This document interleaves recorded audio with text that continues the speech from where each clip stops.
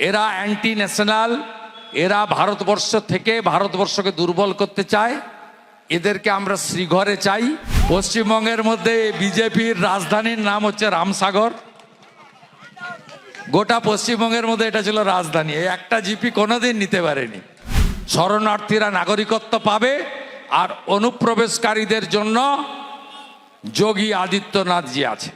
11 নির্বাচনে 9টা আসন সিপিএম হেরেছিল, পরবর্তীকালে শূন্য হয়ে গেছে। ভারতীয় জনতা পার্টির সমস্ত কর্মী সমর্থকরা ঝাঁপিয়ে পড়ে পৌঁছানো, পরিদর্শন করা, তাদেরকে তুলে নিয়ে এসে থানায় এফআইআর করা প্রাথমিক কাজ করেছিল।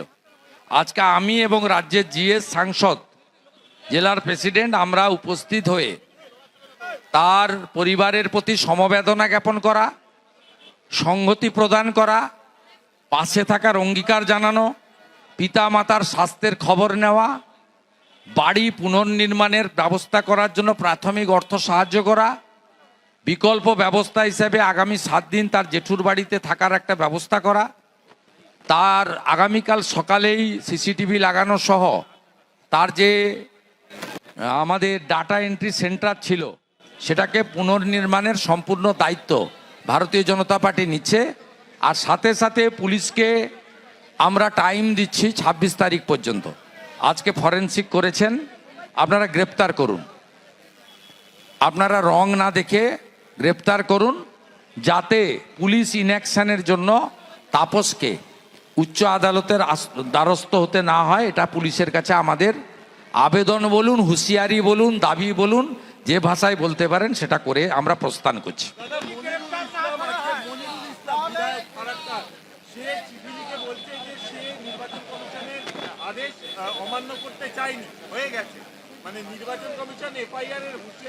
আপনাকে আমি এটাকে ভয় বলবো না, এটা ঠিক হচ্ছে না। উনি যে অপরাধ করেছেন এফআইআর এবং গ্রেপ্তার হওয়া উচিত। আপনি বলুন, চাঁচলে আমি বক্তব্য রাখার জন্য যদি আমাকে জামিন অযোগ্য ধারায় মামলা খেতে হয়, চাঁচল থানা আমাকে ডেকে পাঠায়, আমাকে হাইকোর্টে যেতে হয়।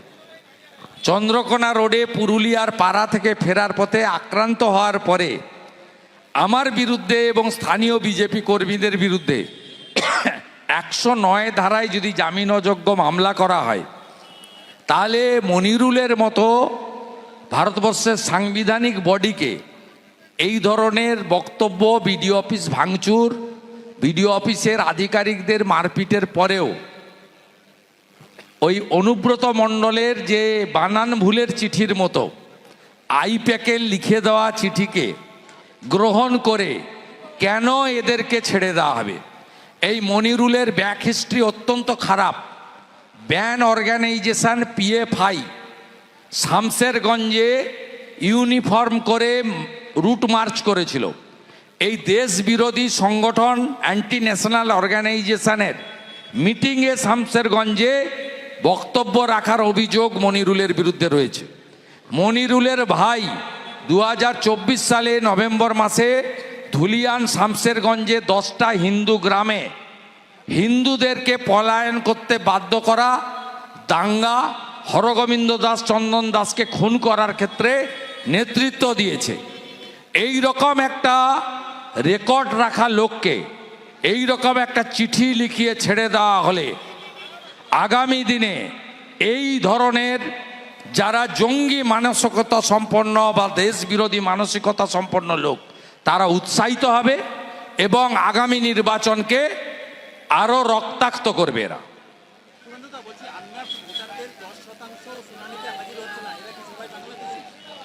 আপনি এখনই কেন এগুলো ক্যালকুলেশনে যাচ্ছেন?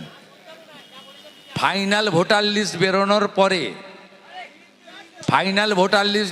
পরে সবাই জানতে পারবেন মৃত কত, ভুয়া কত, অস্তিত্বহীন কত, ডবল ট্রিপল এন্ট্রি কত, বাংলাদেশি মুসলমান আর রোহিঙ্গা কত। আপনি বিহার ভোট হয়ে গেছে, বিহারের সংখ্যাটা শুনবেন নাকি? কি হবে জানেন? যাদের নাম ভারতীয় হিসেবে চিহ্নিত হবে না, ভারতবর্ষের আইনে পরিষ্কার বলা আছে কি কি হবে, অপেক্ষা করুন। কে? আমরা বিজেপি এলে বাবরের নাম মুছবো, হুমায়ুনের নাম মুছবো, জাহাঙ্গীরের নাম মুছবো, আকবরের নাম মুছবো, শাহজাহানের নাম মুছবো। কোন মোগল পাঠানের নাম লিখতে দেব না। যদি কোথাও লেখা থাকে ভালো করে পুজবো, মুছবো, ঘষবো এবং পুছে দেব। বিজেপিকে আনুন আপনারা। এরা মোগল পাঠান, লুট করেছে, মন্দির ভেঙেছে, মা বোনেদের বলাৎকার করেছে, ধর্ম পরিবর্তন করেছে, কোনো ছাড় নাই। এ আমার সব বক্তব্য শুনে এসআইআর শেষ হলে জনগণনা শুরু হবে, 31টি তথ্যের উপর দিতে হবে সাধারণ মানুষকে। আবার হয়রানির আশঙ্কার অভিযোগ। কেন হয়রানি? আপনি কি ভারতীয় নন? যে ভারতীয় তার ভয়ের কি? সে ভারতীয় সাংবিধানিক বডি ইলেকশন কমিশন হোক, সেন্সাস অথরিটি অফ ইন্ডিয়া হোক, সহযোগিতা করবেন।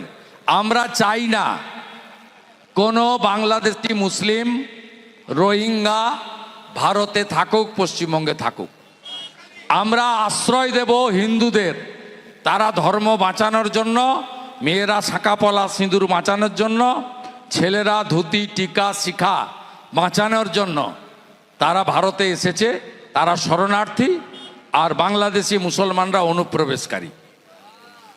শরণার্থীরা নাগরিকত্ব পাবে, আর অনুপ্রবেশকারীদের জন্য যোগী আদিত্যনাথ জি আছে।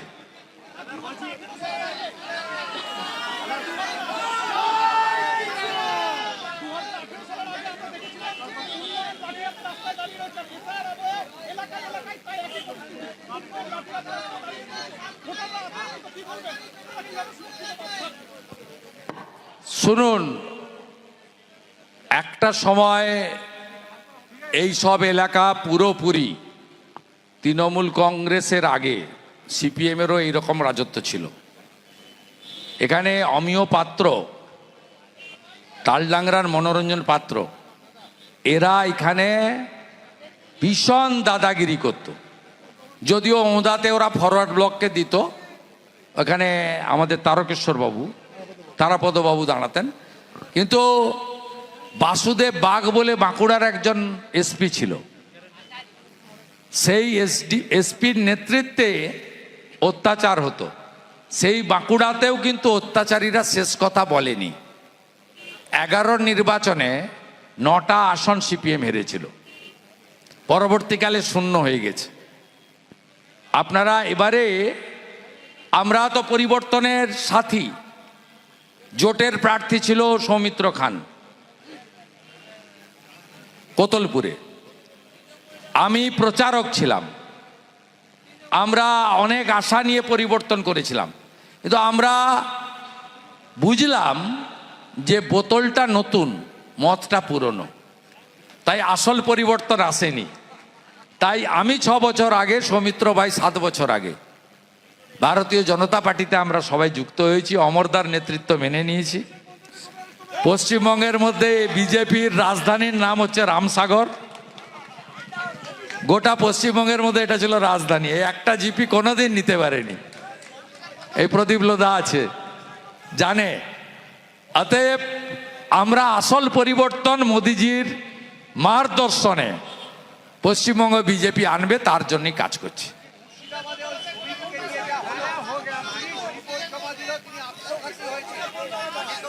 এনআইএ চাই, এনআইএ চাই।